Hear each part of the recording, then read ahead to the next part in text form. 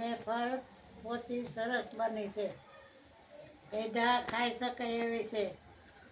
Hello friends, જય શ્રી કૃષ્ણ. સ્વાગત છે તમારું અમારી ચેનલમાં. તો ફ્રેન્ડ્સ, ઉનાળાની સિઝન આવે એટલે બજારમાં બટેટાની આવક ખૂબ પ્રમાણમાં થતી હોય છે. એટલે આપણે લોકો આખા વર્ષ માટે સ્ટોર કરી શકીએ એવી ઘણી જાતની વેફર આપણે બટેટામાંથી બનાવતા હોઈએ છીએ. તો આજે આપણે એક વેફર બનાવવાના છીએ, એ છે સાબુદાણા બટેટાના મૂરખા. તો અમે તો આ સાબુદાણા બટેટાની વેફરને મૂરખા કહીએ છીએ. તમે કોમેન્ટ કરીને જરૂરથી કહેજો કે તમે શું કહો છો આને. તો ઘણા લોકો મૂરખા બનાવતા હોય છે, પરંતુ આ મૂરખા કડક થઈ જતા હોય છે અથવા તો તળાતા ફૂલતા નથી અને સફેદ પણ નથી થતા. તો આજે હું તમને પરફેક્ટ માપ સાથે સાબુદાણા બટેટાની વેફર બનાવતા શીખવીશ, જે સરસ પોચા બનશે અને સફેદ બનશે અને ફૂલશે પણ ખરા. તો ચાલો આપણે વેફર બનાવવાનું ચાલુ કરીશું. તો ફ્રેન્ડ્સ, આપણે સાબુદાણા અને બટેટાની વેફર કરવાના છીએ, જે મૂરખા કહીએ છીએ અમે લોકો. તો સૌપ્રથમ આપણે 1 કિલો આ સાબુદાણા લઈ લીધા છે. એને પાણીથી 1-2 વાર વોશ કરી લેવાના છે. રીતે હળવા ફેરવી અને પાણીથી વોશ કરી લેશું 1-2 વાર. જો આ રીતે આ પાણી કાઢી નાખવાનું. તો આ રીતે હું વોશ કરી લઉં, ત્યારબાદ હું બતાવું કે કેટલું પાણી નાખી અને આપણે સાબુદાણા પલાળવાના છે. તો જો આપણે સાબુદાણાને 2 વાર પાણીથી સરસ ધોઈ લીધા છે. હવે આપણે પાણીમાં એને પલાળવાના છે. તો ફ્રેન્ડ્સ, આ રીતે આ 1 વેઢો જેટલું પાણી ઉપર રહે એટલું પાણી નાખીને સાબુદાણાને આપણે પલાળવાના છે. હું આખી રાત માટે પલાળવાની છું. સવારે આપણે વેફર બનાવવાના છીએ. તમારે જો એ રીતના ન કરવું હોય તો 5 થી 6 કલાક માટે પણ પલાળી શકો છો, તોય સરસ સાબુદાણા પલળી જાય છે. તો હવે સાબુદાણાને ઢાંકી આપણે આખી રાત પલાળવા મૂકી દઈએ. ત્યારબાદ સવારે હું તમને આગળ બતાવું કે કઈ રીતે વેફર કરવાની છે. તો ફ્રેન્ડ્સ, આપણે રાતે સાબુદાણા પલાળીને રાખ્યા હતા, તો આપણે જોઈ લઈશું. જો તમે જોઈ શકો છો, સરસ સાબુદાણા પલળી ગયા છે. પાણી પણ પરફેક્ટ છે. આમ દબાવશો ને તો જો સરસ આવી રીતે મેશ થઈ જવા જોઈએ, એવા સાબુદાણા પલળી જવા જોઈએ. હવે સાબુદાણાની આપણે વેફર કરવાની છે અને સાબુદાણાને ગરમ કરવાના છે, પરંતુ એમાં થોડાક મસાલા એડ કરીશું. એના માટે અહીં મેં મરચાં લઈ લીધા છે 150 ગ્રામ જેટલા. તીખાશ તમારા ટેસ્ટ મુજબ તમે એડ કરી શકો છો. તો હવે આ મરચાંને આપણે પેસ્ટ કરવાની છે. તો આ રીતે મરચાંને કટ કરી અને પેસ્ટ કરી લેશું. ત્યારબાદ આગળ હું તમને બતાવું કે કઈ રીતે આપણે વેફર બનાવવાની છે. તો ફ્રેન્ડ્સ, જો આપણે મરચાંની પેસ્ટ પણ બનાવી લીધી છે અને સાબુદાણા બટેટાની વેફર કરવાના છીએ. તો એમાં બટેટાને બાફી લેવાના છે. અહીં મેં 1.5 કિલો બટેટા લીધા છે. 1 કિલો સાબુદાણામાં 1.5 કિલો બટેટા હું નાખવાની છું. તમારે જો 1.5 ન નાખો તો 1 કિલો સામે પણ નાખી શકો છો. તો આ બટેટાને મેં બાફી લીધા છે, છાલ કાઢી લીધી છે. હવે આ બટેટાને ખમણી લેવાના છે, કારણ કે જ્યારે પણ આપણે એ મૂરખા બનાવીને તો સંચામાં પણ બનાવી શકો અને કોથળીમાં ભરીને પણ બનાવી શકો. તો આખા બટેટાનું ઓલું આવે નહીં આડું, એટલે સરસ આવી રીતે ખમણીને તમારે બટેટા એડ કરવાના છે સાબુદાણામાં, જેથી સરસ સાબુદાણા અને બટેટાનો માવો મિક્સ થઈ જાય છે. જો સરસ આવી રીતે એક પણ કણી નહીં રહે. એટલે પહેલાં આ બધાય બટેટાને ખમણી લેશું. ફ્રેન્ડ્સ, જો બટેટાને આપણે ખમણી લીધા છે. હવે આ સાબુદાણા છે એને ગરમ કરવાના છે આપણે. તો અહીં 1 લીટર પાણી મેં લઈ લીધું છે અને તપેલું ગરમ કરવા મૂકી દીધું છે. તપેલું તમારે જે પણ વાસણ લ્યો એ જાડા તળિયાવાળું લેવાનું, એટલે સાબુદાણા છે એ તળિયે બેસી ન જાય. હવે જે આપણે આ પેસ્ટ બનાવીને રાખી છે મરચાંની, એ એડ કરી દઈશું. તીખાશ તમારી ટેસ્ટ મુજબ વધારે ઓછી કરી શકો છો. અને 1 ટેબલ સ્પૂન જેટલું જીરું એડ કરી દઈશું. અને ટેસ્ટ મુજબ નિમક એડ કરી દઈશું.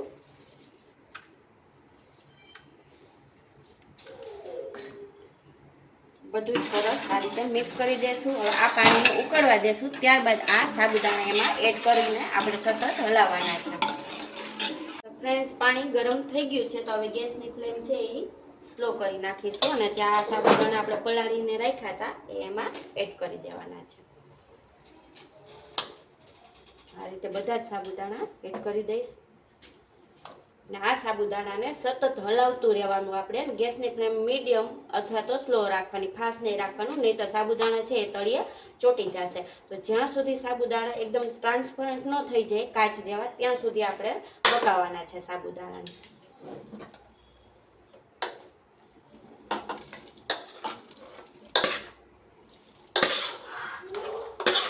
રીતે બધા સાબુદાણા એડ કરી દઈશું.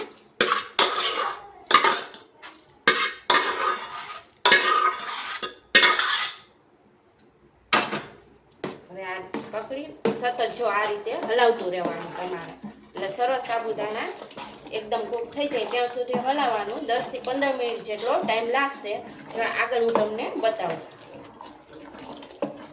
જો ફ્રેન્ડ સતત આ રીતે હલાવતા જવાનું, આવી રીતે ઉપર નીચે કરતું જવાનું, એથી બધા જ સાબુદાણા સરસ કૂક થઈ જાય. આપણા સાબુદાણા ટ્રાન્સફર થઈ ગયા છે, તમે જોઈ શકો છો. અને આ રીતે ચમચો રાખવાનો, જો સીધો ઊભો રહી જાય ને એટલે આપણા સાબુદાણા પરફેક્ટ થઈ ગયા છે કૂક. હવે ગેસની ફ્લેમ બંધ કરી દેશું અને નીચે ઉતારી આપણે જે બટેટા બાફીને રાખ્યા છે એ એડ કરી દઈશું. જો સાબુદાણા આપણે બાફી નીચે ઉતારી લીધા છે. હવે એમાં જે બાફેલા બટેટા છે એ એડ કરી દઈશું.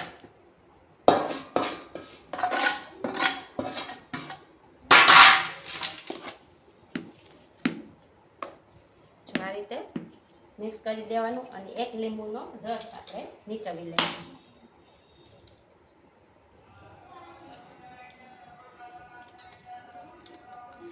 આ રીતે એક લીંબુનો રસ નાખી દેવો, એથી સરસ વેફર સફેદ થશે. અને બસ હવે આ બધું જ સરસ એકદમ બટેટા અને સાબુદાણા મિક્સ થઈ જવા જોઈએ ત્યાં સુધી મિક્સ કરી લેવાના, ઉપર નીચે કરીને.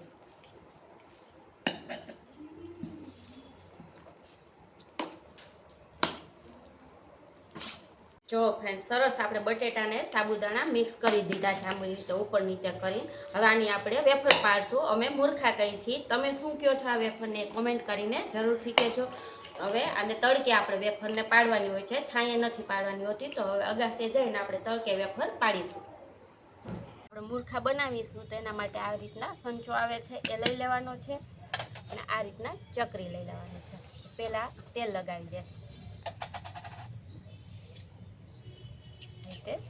થોડું ગ્રીસ કરી લેવાનું એટલે ચોટે નહીં.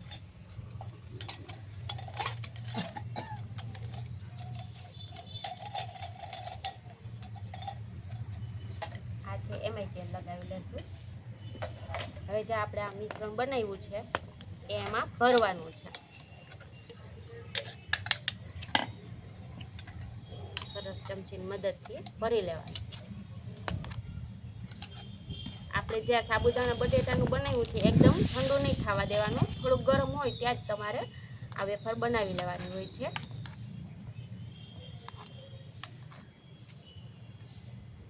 જો આ કરી લીધું છે, હવે પ્રેસ કરી સંચો બંધ કરી દેવાનું.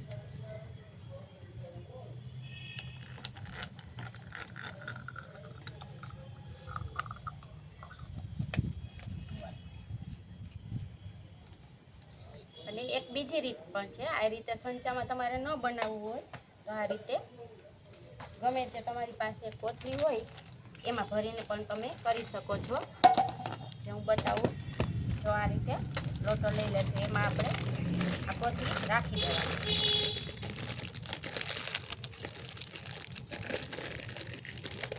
હવે એમાં આ મિશ્રણ ભરી દેવાનું. એટલે બે રીતે તમે કરી શકો છો, જે તમને ગમે અનુકૂળ આવે એ રીતે વેફર બનાવી શકો છો. અત્યારે કોથળીમાં પણ ભરીને હું તમને બતાવીશ.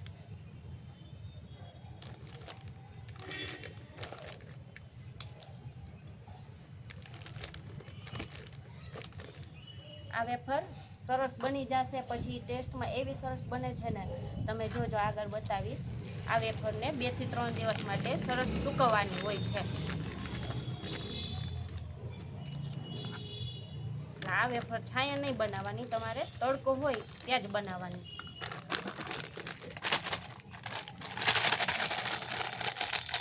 તો આ રીતે જેટલા પ્રમાણમાં ભરવું હોય એટલું ભરી લેવાનું તમારે. અને ઉપર રબર બાંધી દેવાનું. આગળ તમને બતાવું વેફર બનાવીને પણ. જો ફ્રેન્ડ્સ આ રીતે આપણે ચકરી બનાવવાની છે. તમે સીધી આ લીટી કરવી હોય તો એ પણ કરી શકો છો. આવી રીતે ચકરી બનાવતું જવાનું. આપણે જેમ ચકરી ન બનાવતા હોય એ રીતે.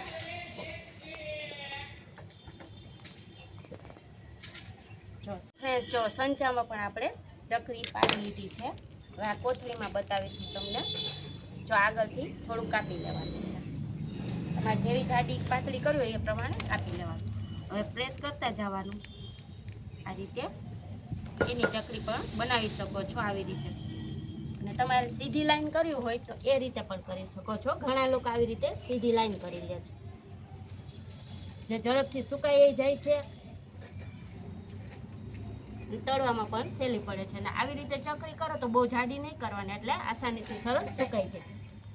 આવી રીતે બધી જ હવે વેફર પાડી લેશું. ત્યારબાદ 2-3 દિવસ તડકે સૂકવી લેશું. ત્યારબાદ હું તમને તળીને પણ બતાવીશ કે કેવી આપણી વેફર બને છે. તો ફ્રેન્ડ્સ, જો આપણે મૂર્ખા બનાવી લીધા છે અને 2 થી 3 દિવસ માટે સરસ સુકવી લેવાના તડકે. એકદમ સુકાઈ જવી જોઈએ આ વેફર, નહીંતર આખા વર્ષ માટે તમારે વેફર નહીં સ્ટોર કરી શકો, બગડી જશે. હું બતાવું જે આપણે સીધી લાઈન કરી હતી. જો આમ કરશું ને એકદમ તૂટી જવા જોઈએ ને. આ મૂર્ખા છે બનાવી. તો સાઈઝમાં સુકાશે એટલે નાના થઈ જશે, તળશો એટલે પાછા મોટા થઈ જશે. તો હું તમને તળીને પણ બતાવીશ. તો જો અહીં તેલ ગરમ કરવા મેં મૂકી દીધું છે અને તેલને તમારે એકદમ ગરમ કરવાનું છે. તો હું તળીને બતાવીશ તમને.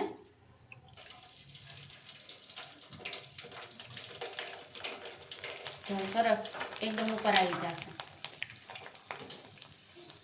આ આપણે જે લાઈન કરી હતી એ છે. હવે તમને મૂર્ખા તળીને બતાવીશ. આપણે જે ચકરી બનાવી હતી એ એડ કરી દઈશું.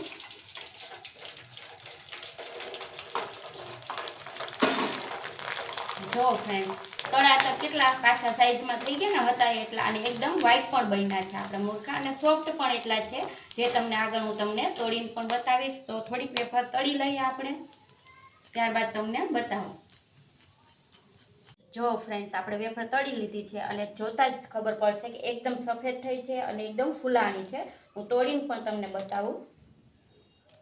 જો આ વેફર છે આ તરત જ ભાંગી જશે, એટલે બા દાદા કે નાના બાળકો ખાઈ ન શકે એવું નથી, એ પણ ખાઈ શકતા. આ વેફર એટલી સરસ બને છે અને ટેસ્ટી પણ એટલી હોય છે. અને તમે ગમે તે વ્રત ઉપવાસમાં પણ ખાઈ શકો છો. એમને ખાવી હોય તો કોઈ પણ આમાં મસાલો છાંટીને પણ તમે ખાઈ શકો છો.